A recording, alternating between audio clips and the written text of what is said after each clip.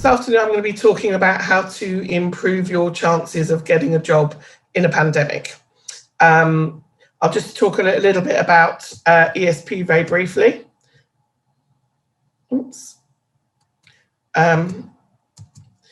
We were established in 2000. We're the market leaders in event recruitment. All the staff that work here have worked in events. We've got a very thorough understanding of the jobs that we recruit. We recruit worldwide, and we get involved in lots of industry initiatives like Event Paycheck, the Eventists, and NMA.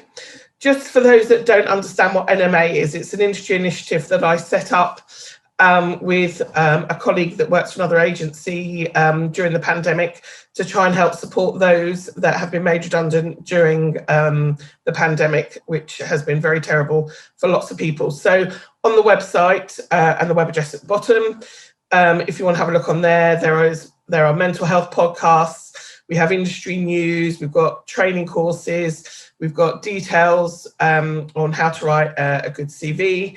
There's lots of industry information on there, and we also collate jobs that we see advertised as well. We're now about to set up a live database of candidates who are unemployed.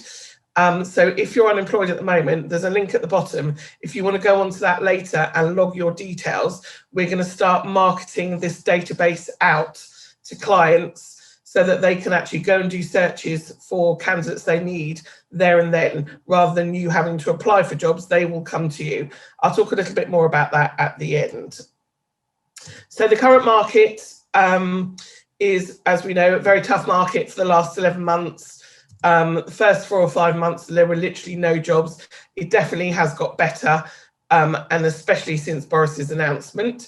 It's very competitive out there. There are a lot of very good candidates on the market. So you've got to make sure that you're proactive and that your CV is as good as it can be. June the 21st is D-Day, and hopefully followed by E-Day, Event Day. And as we all know, CONFEX is taking place on the 22nd. So hopefully the market is going to really pick up when people start booking in their events and start, confirming what they need. And of course, the vaccine has been the light at the end of the tunnel. Now, over the next sort of 40 minutes or so, I'm going to go through a lot of tips. And at the end, I'm going to leave it open for people to ask me questions. And what I would say is there's quite a lot of information I'm going to go through. So if there's anything, rather than perhaps writing it all down, perhaps an easier way is to take a photograph of the screen when there's a page of something of interest. Otherwise, you'll just be writing all the time and maybe not necessarily listening. So what we're going to talk about first is how to improve your online presence. So having a great LinkedIn profile is really important. I would say at the moment, when I have a job that I'm working on, I will advertise the job, but I just get so many CVs coming through that actually what I tend to do and get a better response from is doing a LinkedIn search myself to try and look up under particular skill sets, companies people have worked for, and try and find those candidates and I obviously do go through the job applications, but I also do that proactive search. And having a good LinkedIn profile means that you will be found more easily by consultants.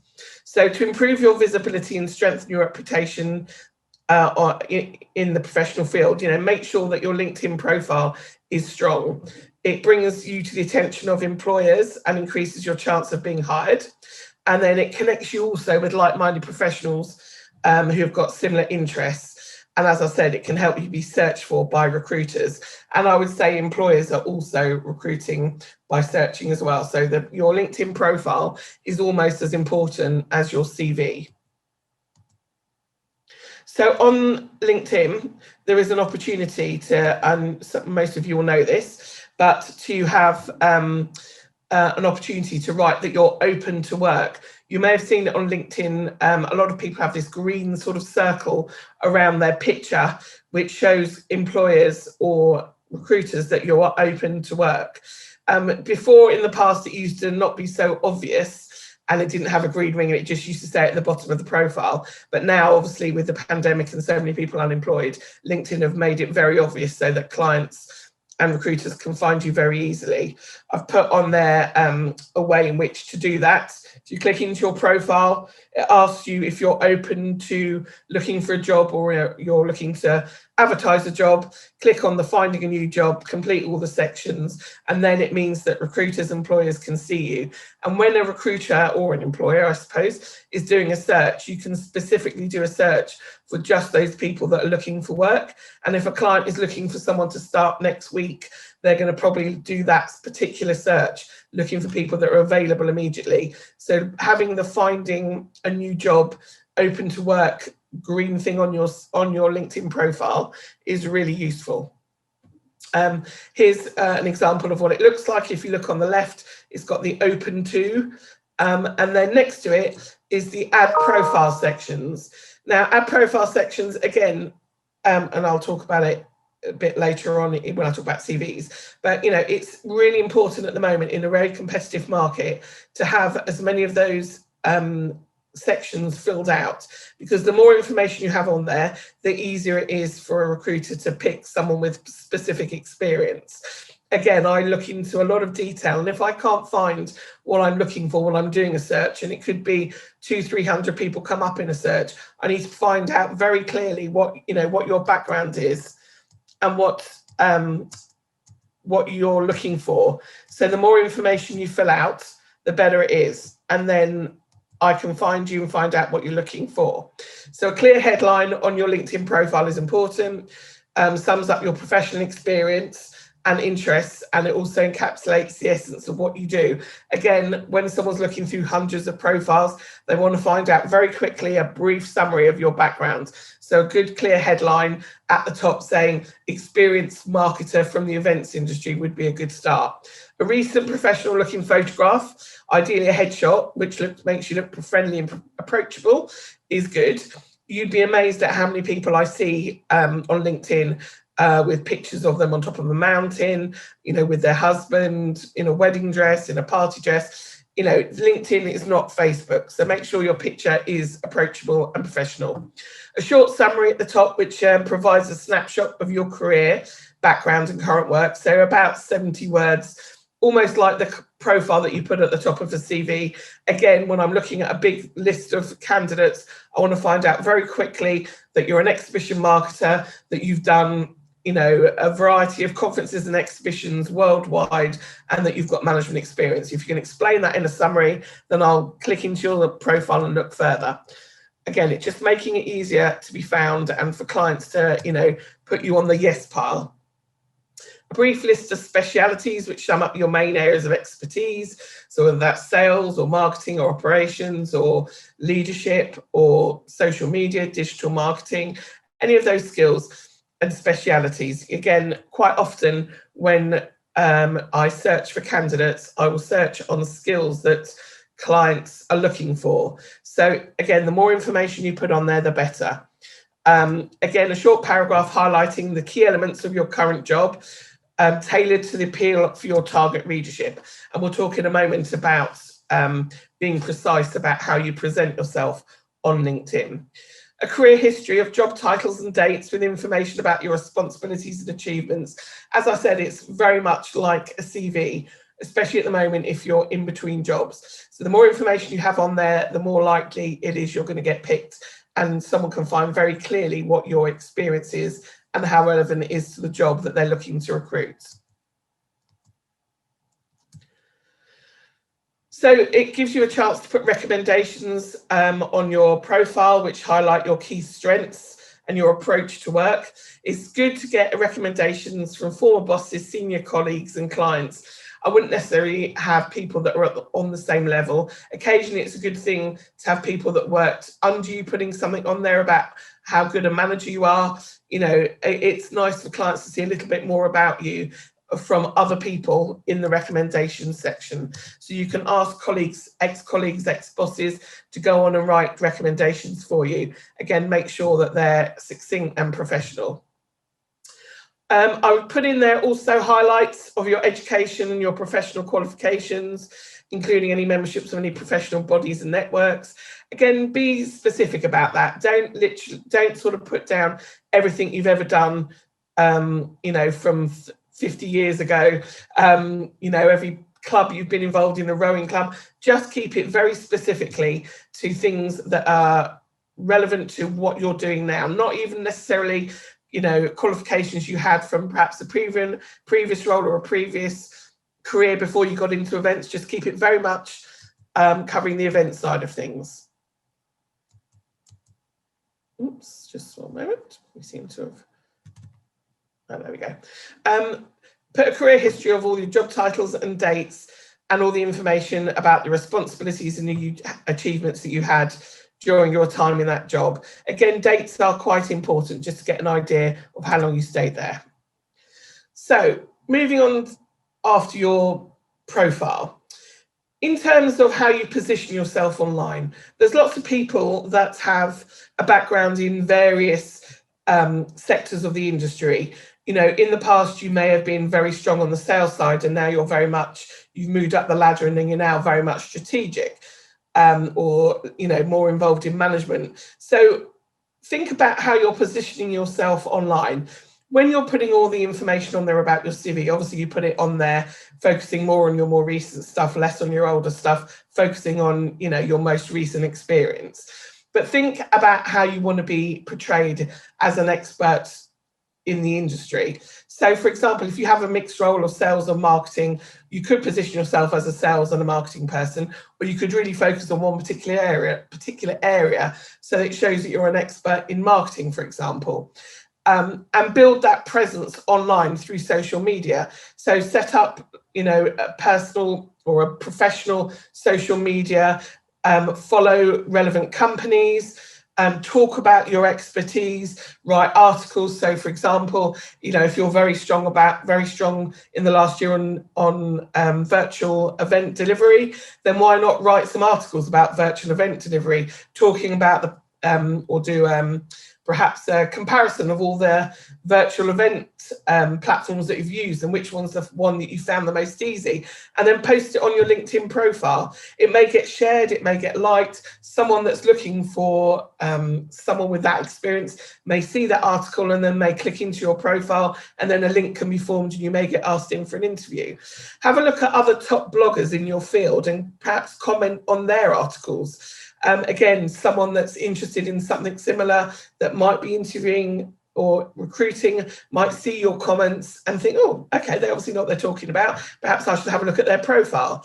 There are some people in the industry, particularly the exhibition industry and the production industry, that have done that very, very cleverly in the last 11 months. There's someone called Matt Coyle who has set up a podcast program, and he's been interviewing lots of senior people in the industry over the last year. Lots of people have been watching those. He's getting really out there in the industry, you know, while he's looking for a job. Some of his podcasts are on our NMA website, actually, and it just has really shown him as an expert in his field. He's all over LinkedIn, he's all over the internet, and therefore you're more likely to be seen.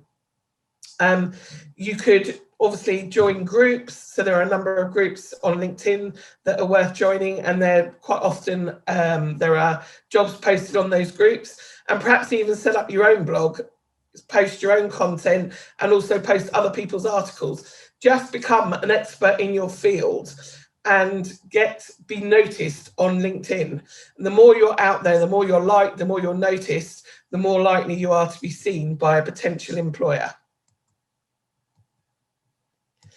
As I've said, join relevant groups. Try and find some like-minded individuals and link with them online. Perhaps look for old colleagues and link with them. They could be at a company that are now recruiting, so they might post it on their timeline.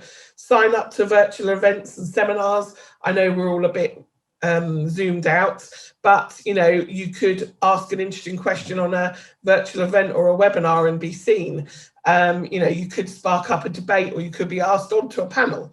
And try and post regularly on your LinkedIn profile. And as I said, comment and like other people's posts. Again, it's all about being visible online, building that online networking. You know, in the past, we all used to go to events to network, and at the moment we can't do that. So this is trying to do the equivalent online, and you can't do that unless you're getting involved and you know, posting things, linking with people, finding out about what people are doing and making comments. Make sure, obviously, that you keep the conversation relevant to your experience by commenting on the articles that show your level of experience, and of course, keep it professional. So, how to apply for adverts? I'm talking about online adverts at the moment. Obviously, some of this most people will know, but a personalised email stating the job you're applying for. Again, when I've recruited in the past for people to work for me, if I get a generic email that doesn't mention my company or the job they're applying for, then I don't even read the email, because it's just, I don't want to see generic. I want something that's personalised to my company. It shows me that you've read the advert, that you're particularly interested in this job or the company, and it just shows you put a bit of effort in. Make the email concise. Don't write reams and reams on your email, because they won't read it. Highlight your relevant skills and experience for the role. Again, do it in a concise way. If there's information that you've put on your email that you sent along with your CV, that doesn't mean you can take it off your CV because it's on the email. And the reason why I say that is because quite often the person that's collating the applications isn't necessarily the person that will see the CV. So they may just send all the CVs to the recruiting manager and not send the emails. So if you've put all your best achievements, relevant experience in your cover letter or email, and you haven't put it in your CV, the person that sees the CV won't see that information. So all the juicy information, the best information about you should be on your CV without a doubt. Make time to prepare for your email and tweak your CV to ensure it focuses on what the client is looking for. Again, I know it can be frustrating. At the moment, lots of people are applying for lots of different jobs. You're having to constantly tweak your CV, constantly tweak emails. It really is worth it, because again, if I'm looking at a CV and I can't see the person has got the relevant experience that I'm looking for, then I won't put them in the yes pile. I won't call them about the job. Sometimes I'll call people and we'll be talking through their experience, and I'll ask a question and they'll say, oh no, I've definitely got that experience, or perhaps I'll even reject them and say, you're not quite right for that role because you haven't got this particular skill, and they'll write back and say, well, I definitely have got that skill. Well, it's not on your CV, so how am I going to know that? So make sure, if you read the job spec or the advert, make sure all the skills that you've got that the client is looking for are very clear in the email and on your CV. As I said, I know it gets frustrating tweaking them and changing them for every job, but it really is worthwhile. At the moment, because it is such a competitive market, sometimes when client is getting 200-300 emails and applications, they're literally looking for an excuse not to put someone in the shortlist, because they've got 20-30 brilliant candidates that they can put in the shortlist. So don't give them an excuse not to put you in the shortlist by making spelling mistakes, grammatical mistakes, not tweaking your CV. Mistakes in emails can mean that you literally aren't put in a shortlist because you spelt a word wrong. So always make sure you look at it, you get perhaps even a fresh pair of eyes, and you spell check it, of course. Your CV is the first interaction you have with a client, like meeting them face to face. So if you're not selling yourself well, or you're not showing your experience or your professionalism in your CV or in your cover letter, it's not giving a good first impression. So putting together a good CV, make sure you have your personal details at the top briefly. Personal summary, we always recommend putting a personal summary at the top, which is just a summary of your experience in 4 or 5 lines. So I would normally say the first 1.5 lines, 2 lines is the summary part. So saying something like a marketeer with 5 years of exhibition or international exhibition experience, strong in social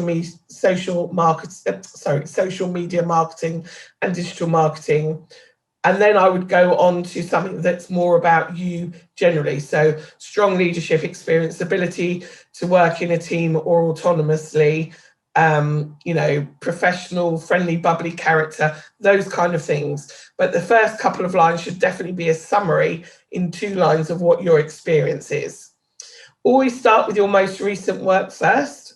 Put your education on there, but again, it needs to be very brief. Your education should just literally be a degree. You know, if you've got a degree, just put the name of the degree in the university. You don't need to put modules, courses, anything like that. A-levels, you just literally need to put 3 A-levels and then list the subjects. You don't need to necessarily put the results, the mark. And again, GCSEs, just 8 GCSEs, including English and maths, and that's all you need to put. Other skill, and I actually would tend to say, if you're an experienced candidate, put your education at the back, because clients will literally look to see if you've got a degree, if they require a degree, but they won't look into it much more than that. Your experience is definitely more relevant. If you're a graduate, then it's definitely more relevant putting it at the start. And if you haven't got much experience at all, then it's definitely worth putting a little bit there about modules or any work experience. But if you're an experienced candidate with anything more than 6 months experience, I would always say work experience first, education at the back, and then go on to other skills, IT skills and languages. Again, make them relevant to the job you're applying for. Again, at the moment, if you've got virtual events experience, a really important skill that a lot of employers are looking for. So make sure that's very clear, and I'd put that probably in your summary or certainly at the top.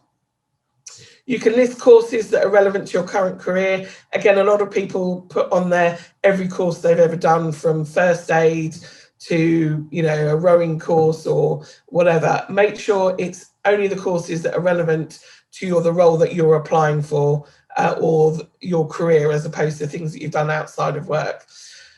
I would always list your current interests in there, but be prepared to talk about them. So don't put something on there that you think a client's going to want you to talk about. So don't put that you're interested in theatre or interested in politics. At the moment, I'm recruiting a job for one of the political parties. If you say politics are of interest, they may well ask you about it in the interview, in which case you're going to look silly if you can't answer it. So only put things on there that you truly have got an interest in so that you can talk about them. Always include a month and a year on your CV. And the reason why is because you could say 2012 to 2014, but if you started in December 2012 and finished in January 2014, that's literally 2 years less experience than if you started in January 2012 and December 2014. So it can make the difference between working for a job for 6 months to, you know, being 2 years. So just put it on there, month and year. Ideally, make sure there are no gaps in your CV. If you took a period of time to go travelling, that's absolutely fine. Just put a line saying between this date and this date you went travelling. Or if you had a previous career before you got into events, I would go into a lot of depth about the role that you did, the roles that you did in events, and then just put a brief summary at the bottom saying between this date and this date, you know, worked as an editor in a magazine, or worked in the finance industry, or worked in retail. You don't need to go into much detail, but don't leave it blank, because people will wonder what you did in that period. And something that's quite important at the moment, there are a lot of people that have been off work. There are a lot of people that have had to take jobs at the moment because of furlough, which is completely understandable. It's not an embarrassment to say that you've been working in Tesco's or doing something completely different during furlough. You know, it's one of those things. It shows that you've been doing something useful with your time, or if you've been volunteering, you know, with COVID or something useful, it's fine to put it on there. Don't go into lots of depth, but it shows that you've been doing something while you've been unemployed or in between jobs or on furlough. It's not a bad thing. And obviously employers will understand it's been a very tough market, and, you know, doing something invariably is better than doing nothing. It's really important when you do your CV to differentiate between responsibilities and achievements. Now, responsibilities are the things that you do on a day-to-day basis. So manage a team, you know, deliver events from concept to completion, liaise with speakers, book travel, book accommodation. All those kind of things are responsibilities. Achievements or highlights are how well you do them. And a lot of people, I find, put highlights of my role or achievements, and don't put any responsibilities, and put things that are responsibilities under achievements. So it isn't really an achievement if you're an event manager to deliver a portfolio of events on time and to budget.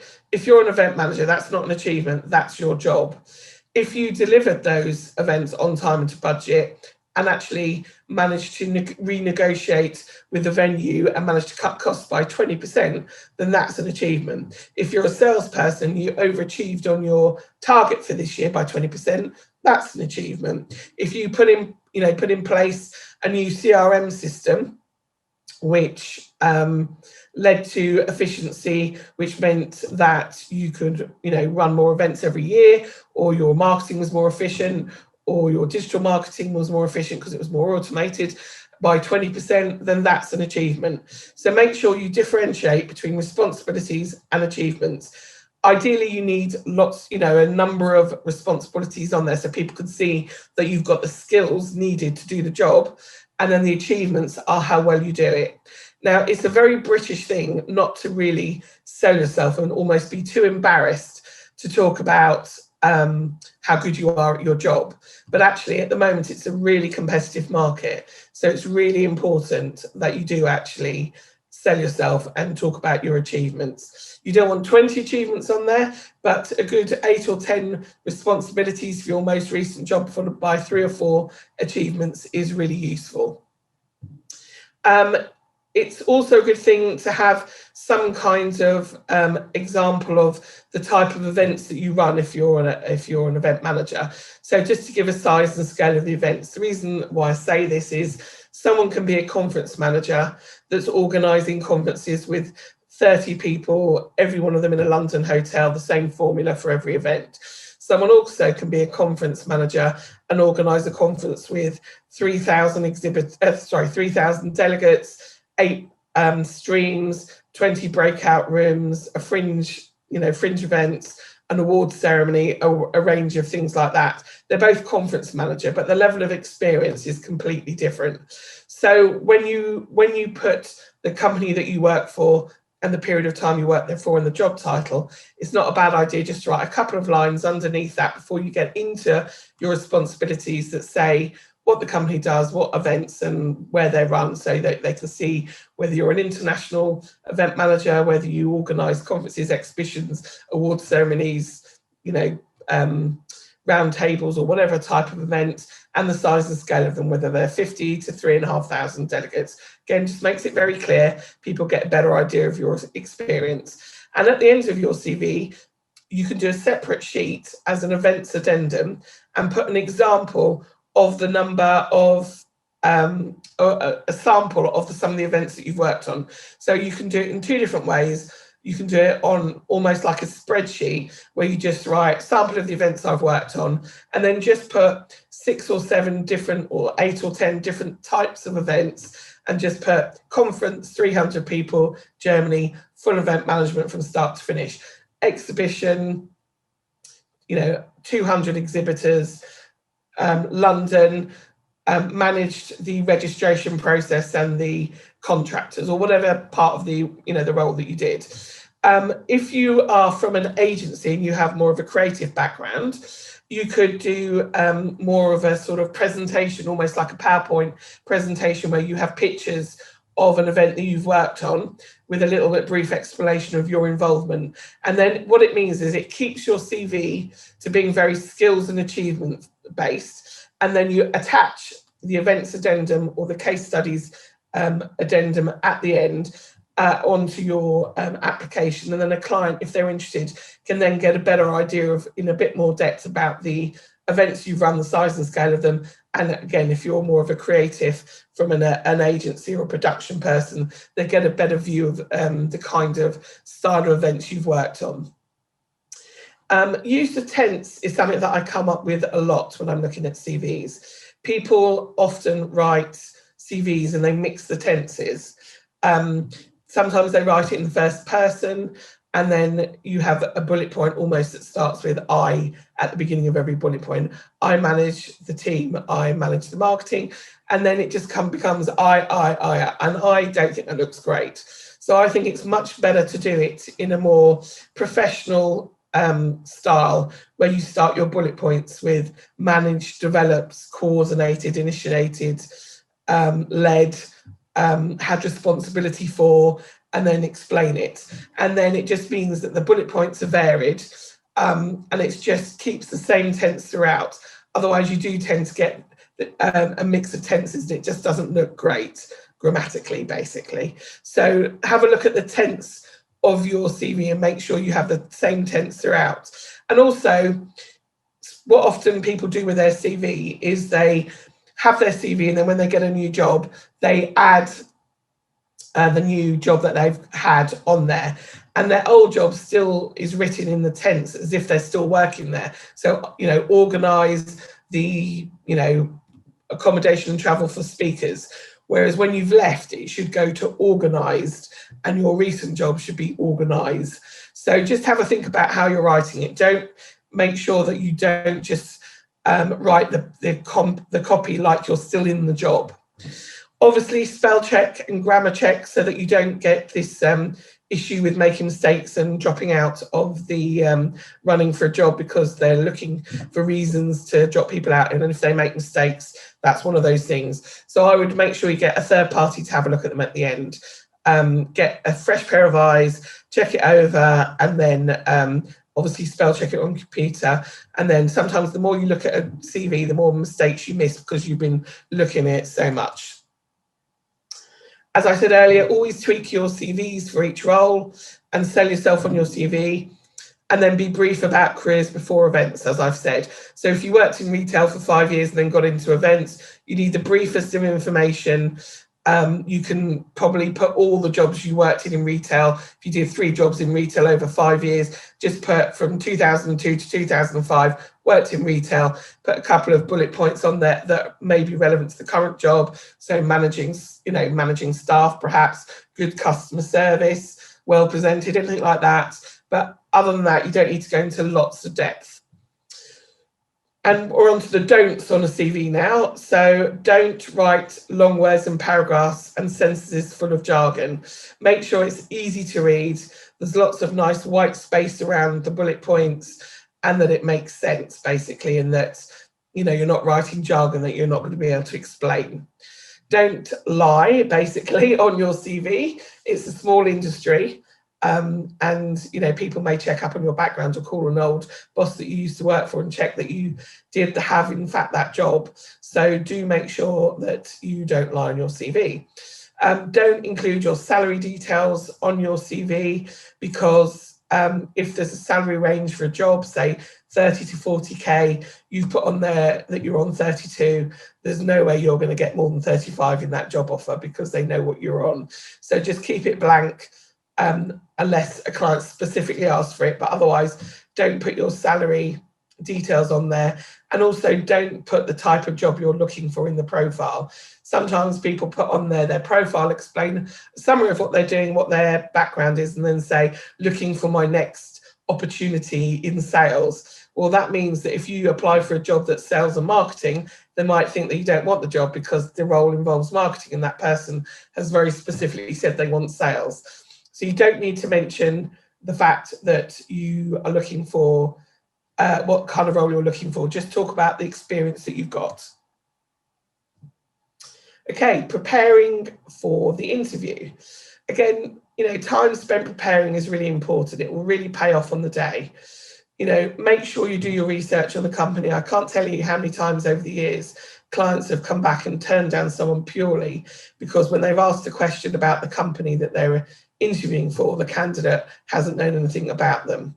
And it's really important. Nowadays, it's so easy to find out a lot of information about the company before your interview. So, for example, as I mentioned, I have a job at the moment for a political party. So, I said to the people before they went to the interview, make sure you look up, the current issues, what's being talked about in politics before you have that meeting, because they may ask you what your opinion is on the latest budget or Brexit or whatever else. So make sure that you do your research before you go for an interview.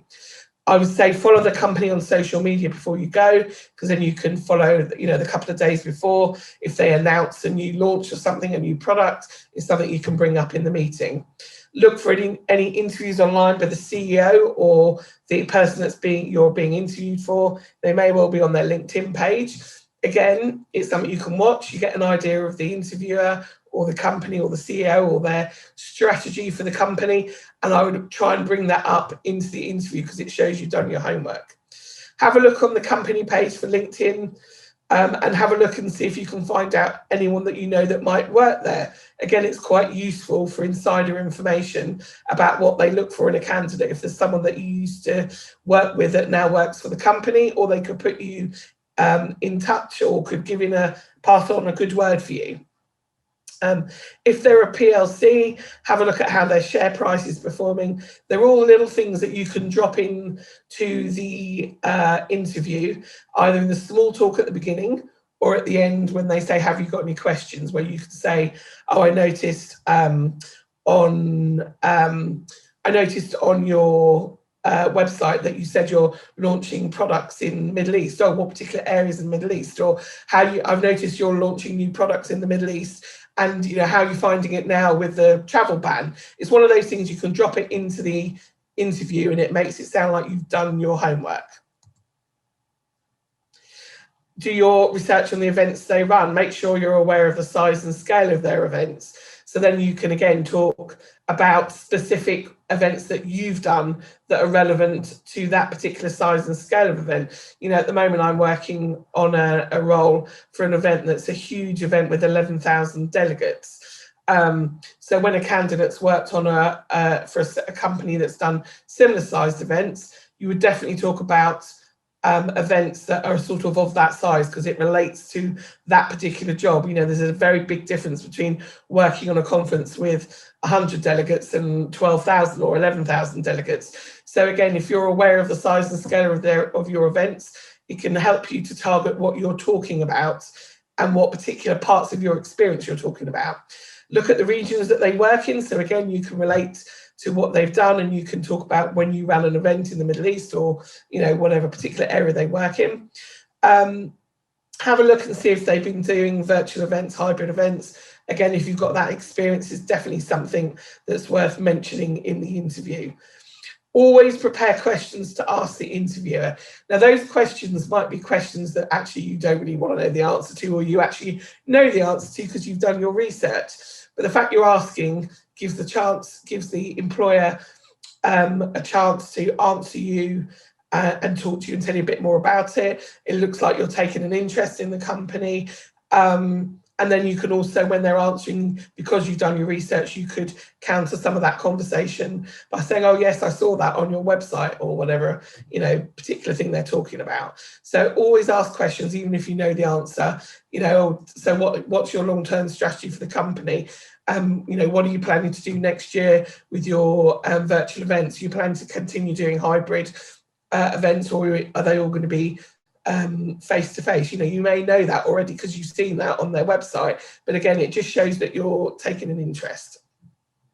Asking intelligent questions always impresses an interviewer. Make sure you're also listening to the interviewer and listening to what they're asking you, so that when you ask your questions at the end that you've already prepared, you're not asking a question that they've already asked you. So just make sure you're paying attention. Going back to old school interviews before I talk about Zoom interviews. But when you go for an interview, do make sure that you leave plenty of time to get to your interview. Check for tube and train delays a few hours before, so that you can factor in extra time. Nowadays with the internet, being able to see what's going on, online with trains and tubes, being delayed by a tube or train that's had a problem all day is not really a good excuse. Check that you've got the correct company info before you go. Sometimes companies have multiple company addresses. Make sure you've got the right address for your interview. Excuse me, I'm just going to take some water. As well as obviously not arriving late, don't arrive too early. I would recommend not ever arriving more than 15 minutes before an interview. If you are there before, I would suggest going for a coffee somewhere else, because if you get there early, then you will, the receptionist will then call up to the interviewer, and then they'll feel a bit stressed that, oh, I've got to get down there, I don't want to keep them waiting, and they might be in the middle of doing something or be on a call. So just arrive 15 minutes before is the right amount of time. Arrival and departure conduct. Now, this is quite an interesting one.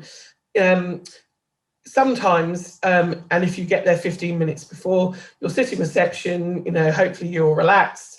You know, you might have a quick look through your CV before you go in there, or you know, have a quick look on your phone. Just be very relaxed, because sometimes clients may ask the receptionist what your arrival and departure conduct was like. Were you flustered? Were you polite to the receptionist? Were you rude? Did you drop everything when you came in? Just try and arrive, you know, be very professional, very smiley to the receptionist, sit down, look relaxed. Also, similarly, when a receptionist or one of the interviewers or the interviewer's PA takes you upstairs or into the office for the interview, you may walk through the office until you get to the meeting room, and there are people at desks. We have actually had someone turned down for a second interview because they had a sort of very like a face like thunder as they were walking through to the interview room, and all the team afterwards said, oh, I don't like the look of her. So make sure you're smiley when you walk through, you know, nod and hello, hello as you walk through.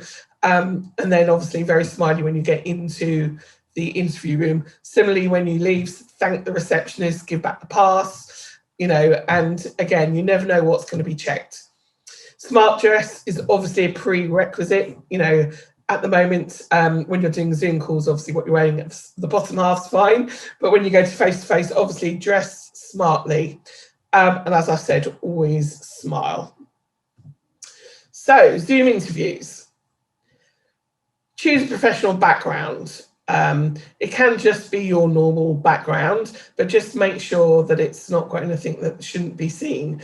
I had a Zoom, I sit in, this is my office, but I have meetings at home in my home office, and behind me is a cupboard, and most of the time the doors are shut, and I was just about to do a Zoom call with a client, and I looked behind me and the cupboard doors are open, and it was full of toys and games and everything shoved into a cupboard that no one really needs to see. Thankfully, I noticed and shut the doors. So make sure your background is suitable for your interview. Having said that, I had an interview last week with or should I say, a candidate had an interview, and she was sitting in her office, and there was some little comic caricature things sat on her bookshelves, and she had a group meeting with the team, and they noticed these little caricature pictures, and they ended up having a little conversation about them, and it did actually break the ice. But just be aware that what's in the background, that someone may ask you about it. So be prepared to talk about it, or just have a very professional background. I would say just keep it plain. Make sure the room is brightly lit. Pick a quiet space, of course. Make sure you silence your phone. Make sure you're free from distractions, kids, dogs, flatmates. This very person I mentioned earlier that had to talk through their little caricatures on her shelves, in her first interview, her cat walked past the interview, which luckily enough, the client was happy and was a cat person. They ended up having a good chat about the cat. But in general, I would suggest just make sure you close the door, that you've got the space to yourself. Turn off notifications on your PC, because that can make noises through your Zoom call. If every time you get an email, it can make a ping on your Zoom call, or your phone can get notification, and it can be distracting. And also make sure you've got good internet connection. And of course, as I said, wear professional attire, at least at the top half. Make sure you keep your screen clear. If you've got loads and loads of apps on your phone or on the PC, it can sometimes slow things down. So just make sure everything's closed so it's more efficient. And obviously make sure your laptop is charged or plugged in. You don't want to cut off in the middle. So in regard to interview tips on Zoom, now I see this a lot on television when famous people are interviewed. They're regularly talking, they're looking around, they're looking over there, you know, they're not paying attention. Looking into the camera like I am now is like looking into the eyes of an interviewer. So try and focus on looking at the camera and not looking around when you're interviewing. It's quite difficult to do that. And it is hence why we were saying about no distractions, because that can make you look around. Try and just focus like you're in an interview, looking into the eye of the interviewer. Try and maintain your focus the whole time, because again, it's important that you're listening and interacting with them. So again, this goes back to the importance of not having things, notifications making noise, you know, texts on your phone, various other things. Maintain your focus. Now, when you're on particular platforms for doing interviewing, you have this awkward thing where when you speak, that you become large on the screen and they drop back, and you know, vice versa.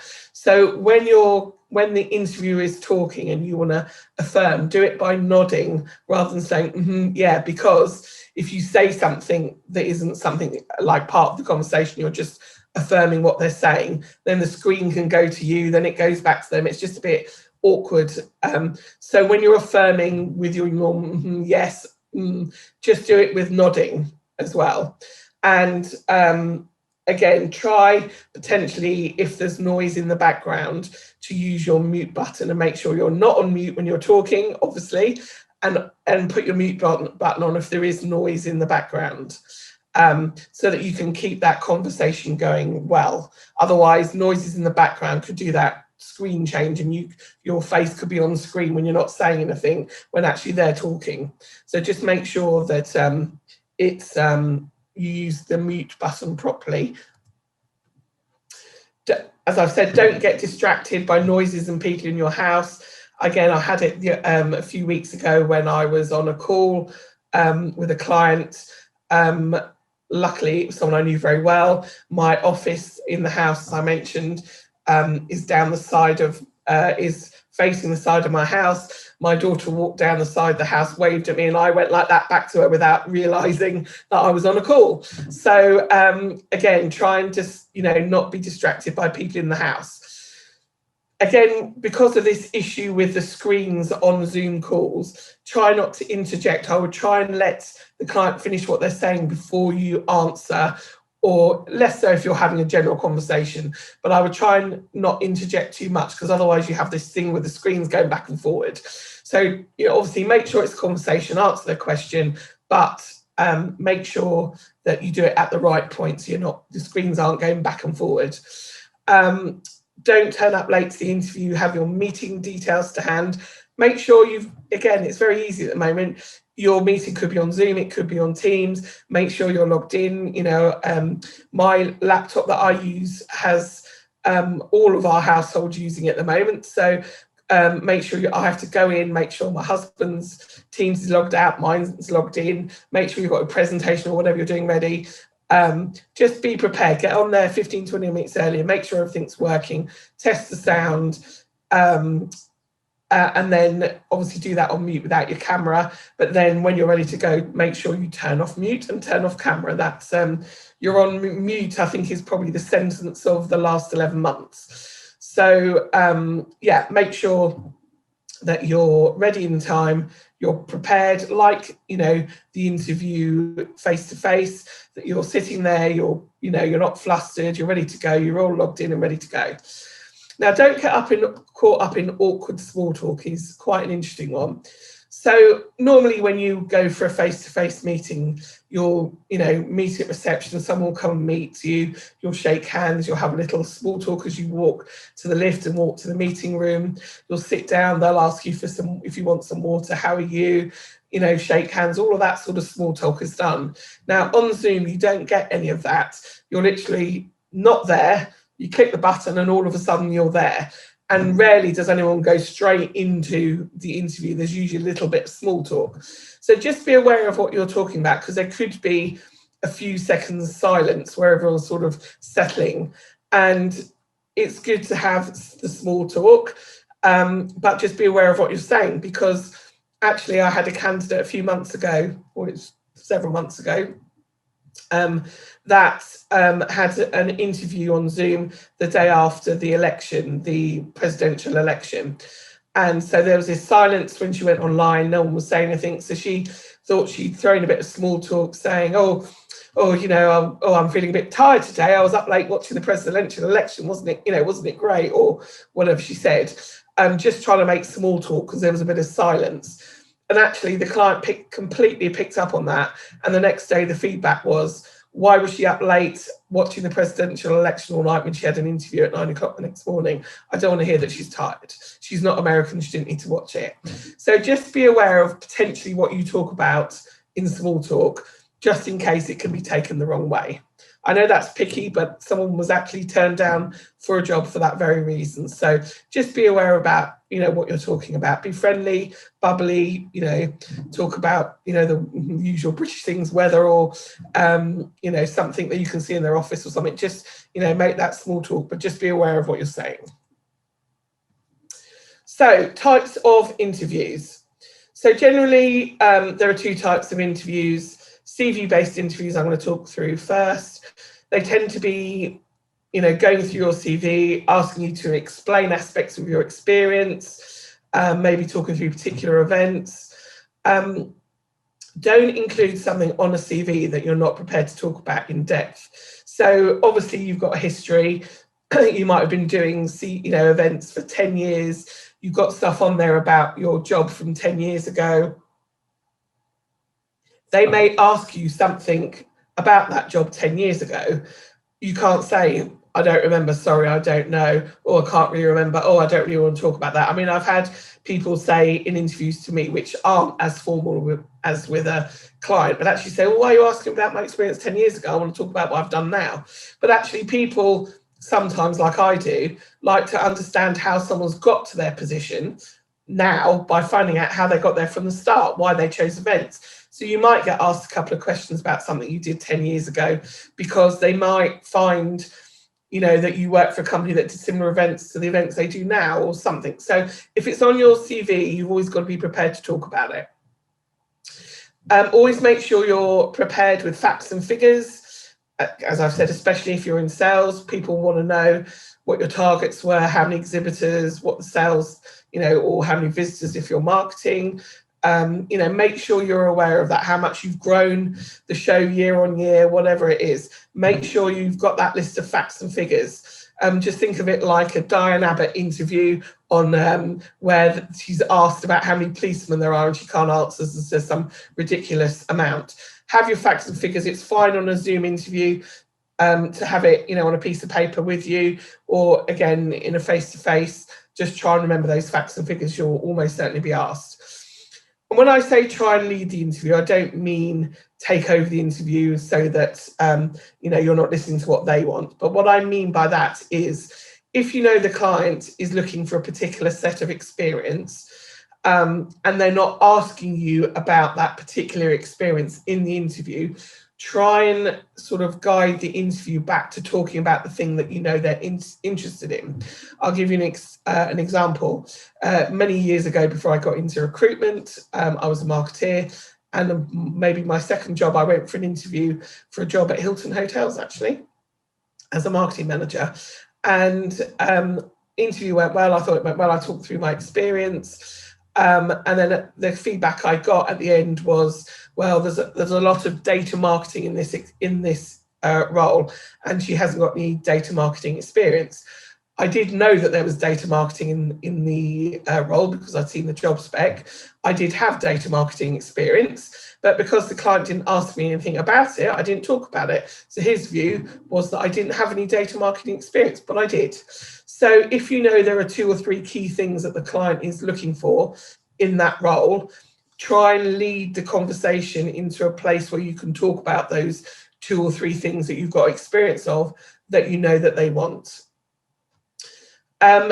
Goes without saying, no one-word answers. If a client asks a closed question that can be answered with a yes or no answer, try and elaborate on it, because yes or no answers are not usually considered a good thing to do in an interview. And then balance answering concisely with answering fully. So you need to give a full answer, but you don't need to waffle on. So try and get that balance of making sure you answer the question fully, but you don't go off at a tangent and start talking about different things. And that is something actually that people do quite a lot, which is you ask a question and they answer it with how they want to answer it, rather than what the question is. So they talk for a few minutes and you say, yeah, that's interesting, but, and then ask the question again. So make sure you listen to the question and you answer that question that they've actually asked you fully, but without waffling. So more recently, people do competency-based interviews. Competencies are the skills, so behaviours, knowledge that you'll bring to the role. And what they tend to do is ask you to give real life scenarios that you can demonstrate that you've got those competencies to the best effect. So for example, they may ask a question like, give me an example of where you've had to deal with a difficult client, or give me an example where it's 10 minutes before an event and a speaker hasn't turned up. How did you deal with it? Or, those kind of questions where you have to dig deep and find an example. Now, there are sort of standard things that clients ask quite often, dealing with difficult clients, dealing with difficult members of staff, when technology is broken down, when someone turns up late, those kind of things. What you enjoy in a job, and give examples of what you enjoy and what you don't. You can almost prepare a whole load of competency-based answers in advance, having a sort of good think about what they might ask you. And then you can kind of develop your story in advance of each of those competencies. So if the role's a marketing one, think about, okay, let me give an example where, I've used my marketing and it's increased the number of delegates, or how I've used digital marketing effectively, or, things like that. You can kind of get an idea. So just when you're preparing, think of some examples of how you can answer them. And make sure you pick the right story for the right question. And there's something called the STAR method, and I think the R is missing off the end. It's situation, task, action, and then I'm trying to remember what the R is now. The results, that's it, the results. So the situation is, so they may ask you how you've dealt with a difficult speaker. So you say, oh, I had this difficult speaker that was working with me on a particular event, and he was having to move between two events very quickly. So that's the situation. The task is, so then I had to come up with a way that I could get him from one event in one side of London to the other event within 20 minutes. So what I did was this is the action. I got a motorbike taxi. He texted me when he was just about to start his speech at the last conference. I ordered the taxi, it arrived, it was there as soon as he came out, and the result was that he got there in time through the London traffic. So situation, task, action, result is how you answer a competency-based answer. So think about that when you're doing your preparation.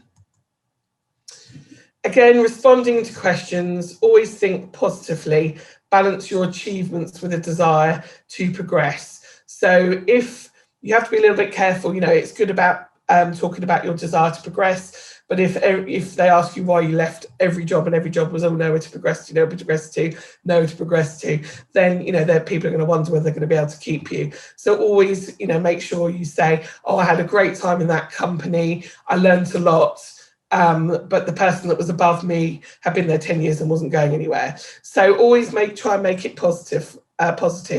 Never show frustrations or negativity about a past company or your current company. There's always ways you can get around it. Again, never badmouth a past or a current employer, and try to avoid salary discussions at this stage. It's something that, unless they specifically ask you, you should probably wait to the second interview stage. Try and close the interview at the end if you feel confident, kind of things you'd say. I'm confident that I've got the right experience for this job. Are there any areas of my expertise you feel are missing? And then that gives them a chance to say, well, actually, I thought you were great, but I can't see that you've got a lot of digital marketing experience, and that might be a problem.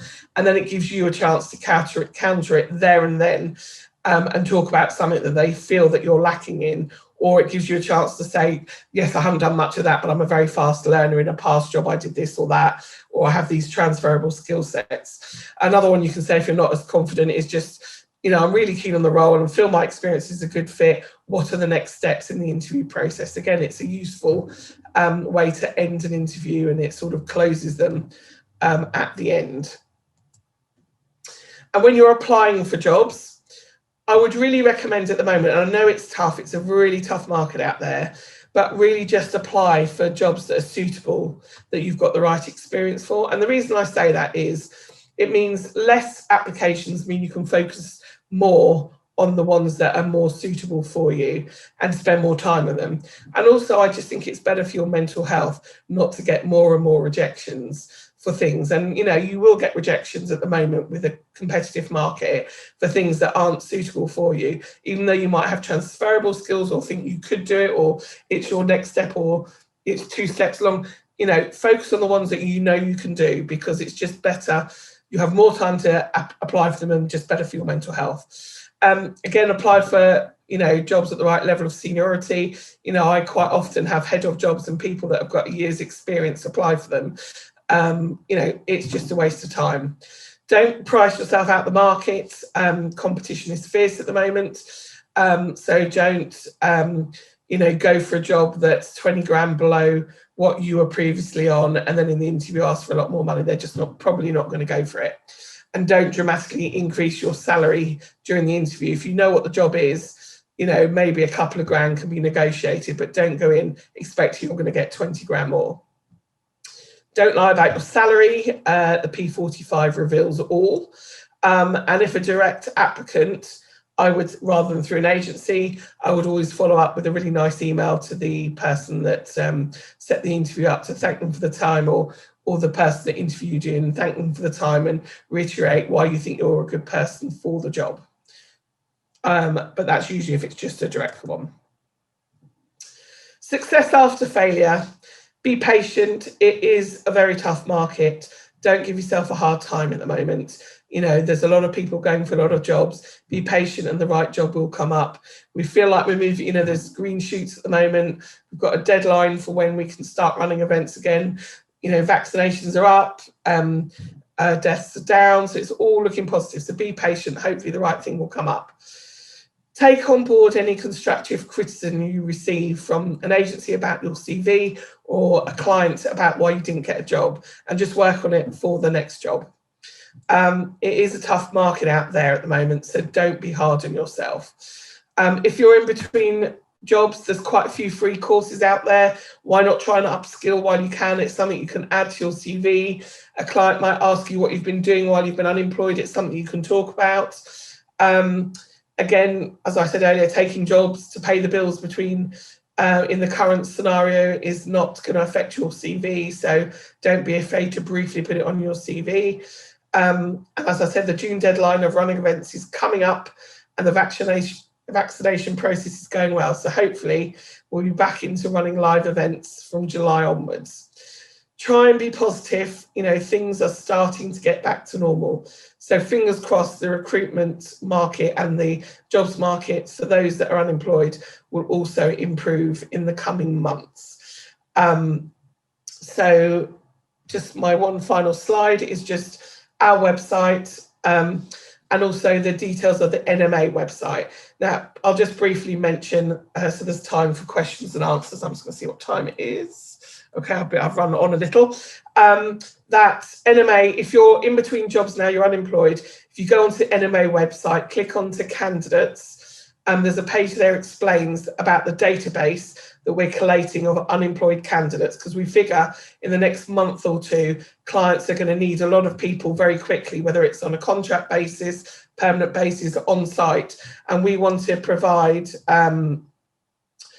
be able to provide candidates that are available immediately, and also just try and help those candidates that are unemployed to get on, back into a job straight away.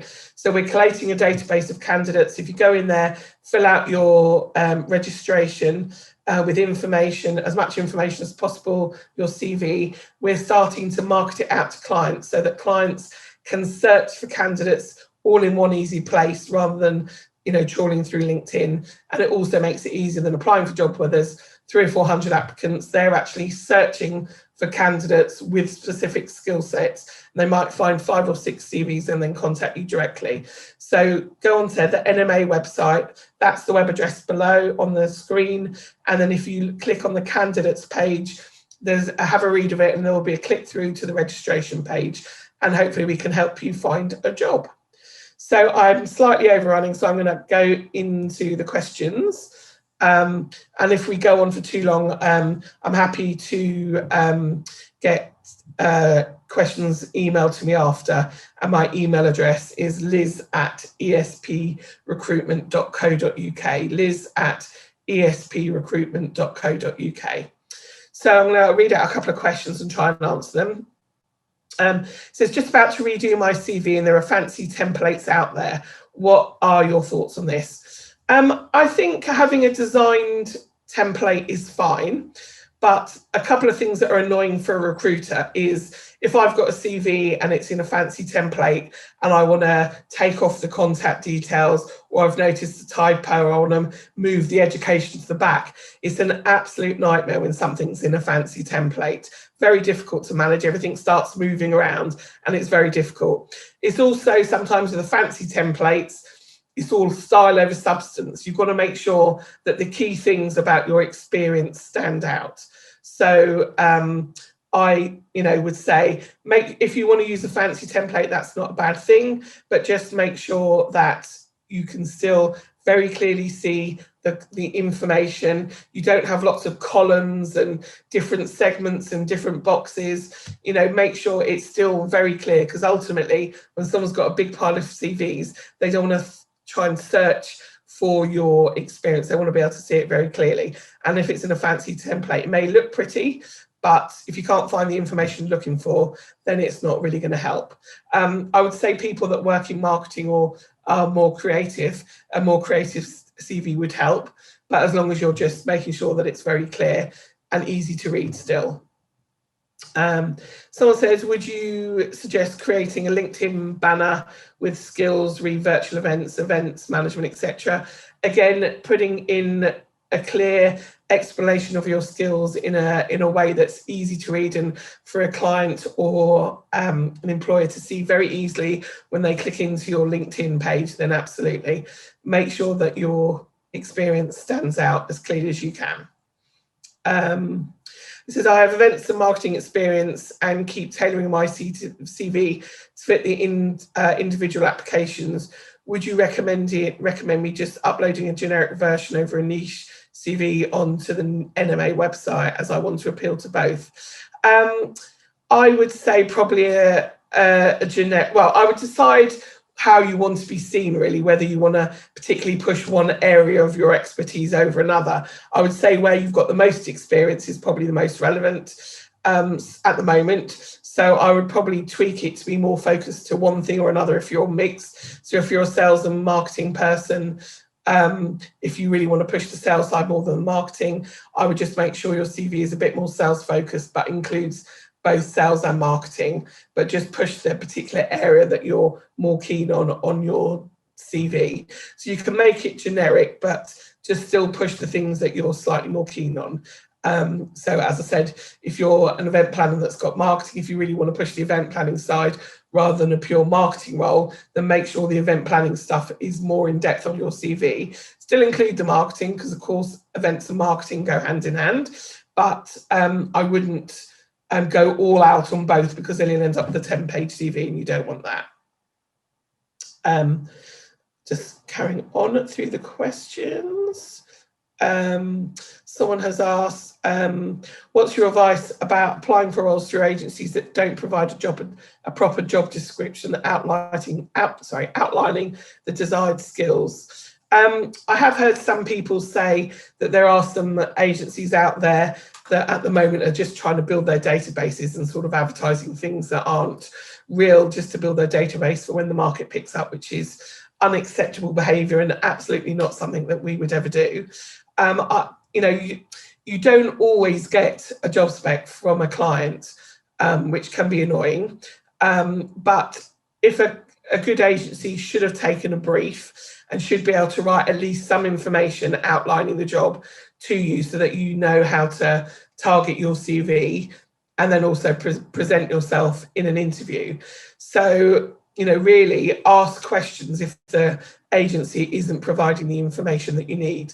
But, you know, a good agency should really try and get a job description from a client if they're serious. But sadly, sometimes agencies, clients don't give you the job description, but just try and get the agency to get as much information from you as possible, from the client as possible, so that you can really tweak your CV. At the end of the day, it's useful for them to get as much information so that your CV can be as much attuned to the job spec as possible, because you're more likely to get the interview and you're more likely to get the job, and therefore they're more likely to get the commission. So the more information they can supply you, the better it is for them. It says, can I make a CV template available? I don't tend to create any CV templates for anyone, because otherwise everyone's CV ends up looking the same. And, you know, everyone has really got to put their own stamp on it. It's, you know, their personality and how they want to make it and how they want to be presented. But I would say the generic template should be profile, you know, personal details, profile of 4 or 5 lines. Sometimes you can put a brief summary of bullet points of skills there. But if you do make your profile quite brief, then go into your most recent job, put a brief your job title, dates you worked, brief summary of what kind of what kind of events you work on or what your company does, responsibilities, achievements, and then work backwards at the end, education, any skills, languages, courses at the end. I would focus mainly more information on your most recent job, less information as the job, you know, as it goes further back, because obviously your most recent experience is the most relevant. So most CVs should be 2 or 3 pages. If you're a graduate with not much experience, 2 pages. If you are very experienced, don't be afraid to go on to 3 pages, or even 4 if you're very experienced. You've got to sell yourself in the current market. But if you're a graduate, don't do a 3-4 page CV. Just make sure your CV is full of really useful, interesting stuff. Don't fill it full of, you know, every GCSE you ever did and what mark you got, you know, your swimming results, you know, your swimming certificate, your rowing certificate, just things that are relevant to the career that you're looking for now. Someone said that I said about not putting career objective in a CV. I tend not to put that, because then that could if you put a career objective and it doesn't completely match with a job that you're applying for, the client might not pick you because it doesn't fit your objective. So I think a summary and miss out an objective, because, as I said, you don't want to be counted out because you say your career objective is to do an international role, and then this role isn't international. Well, they're not going to ask you they're not going to ask to see you, because they think, well, it's not fitting your objective. So I would keep it just to a summary, and then you can talk through your career objectives in an interview. Someone says, do you offer a CV review service at all? I do. I'm slightly worried about saying this because there were 60 people on here, but I am happy to have a look at CVs if people want to send them through. But if you can make the changes that I've suggested first, then I'll have a look at them. I am quite busy at the moment, but I will try and go back through them over time and come back to you fairly quickly. But if you want to send me your CV to look at, liz@esprecruitment.co.uk. Someone said my CV is 2 pages because the second page is about my internships and volunteering experience or related to event jobs. In this case, would you keep them, or would you just keep the first page with work and education only?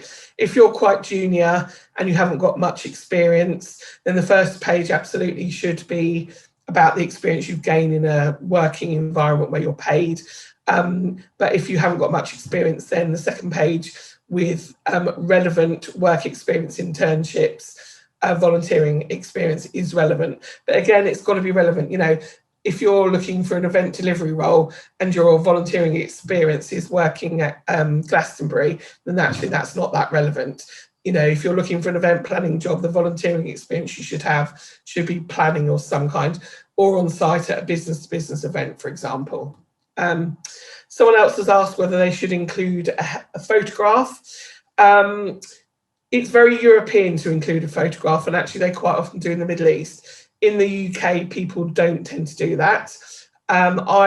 I'm not a massive fan of having photographs on there, because I think it's all right on LinkedIn, but on a CV also it can take up a lot of space, so it can get stocked in someone's junk mail.